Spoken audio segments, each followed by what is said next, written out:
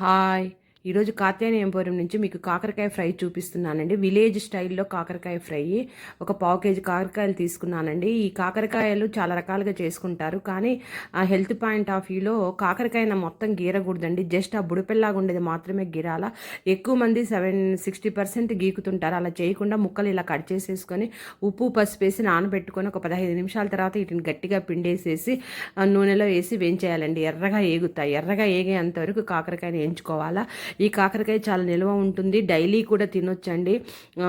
డయాబెటీస్తో బాధపడే వాళ్ళు కంపల్సరీగా కాకరకాయ తినమంటున్నారు కాబట్టి ఈ జర్నీస్కి కూడా ఉపయోగపడుతుంది. ఇది నిల్వ కూడా ఉంటుందండి. కావాల్సిన ముఖ్య ఇంగ్రీడియంట్స్ చూడండి. గార్లిక్ మనకు ఫ్యాట్ని తగ్గిస్తుంది. గార్లిక్ డైరెక్ట్గా యూజ్ చేస్తాము. కొంచెం బెల్లం, జీలకర్ర 1 స్పూను, కారం 2 స్పూన్లు, పసుపు 1 స్పూను, ఉప్పు అండి.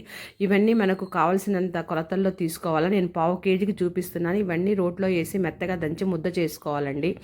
ఈ కాకరకాయ తింటే చాలా మంచిదండి. మనం నిల్వ కూడా ఉంటుంది. జర్నీస్ కూడా ఉపయోగపడుతుందని చెప్పాను. అందులో గార్లిక్ యూజ్ చేస్తున్నాం. జీలకర్ర, గార్లిక్ 2 మంచి ఐటమ్సేనండి. బెల్లం ఏంటంటే కొంచెం మనం చేదు లేకుండా ఉంటే ఎక్కువ తినగలుగుతాం కాబట్టి, అలా లేదనుకుంటే దాన్ని స్కిప్ చేసేయండి.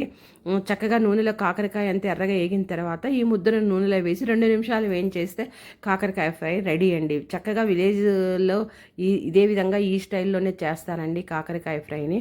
నా వీడియోస్ లైక్ చేయండి, షేర్ చేయండి, సబ్స్క్రైబ్ చేయండి. నా వీడియో చూస్తున్నందుకు చాలా థ్యాంక్స్ అండి.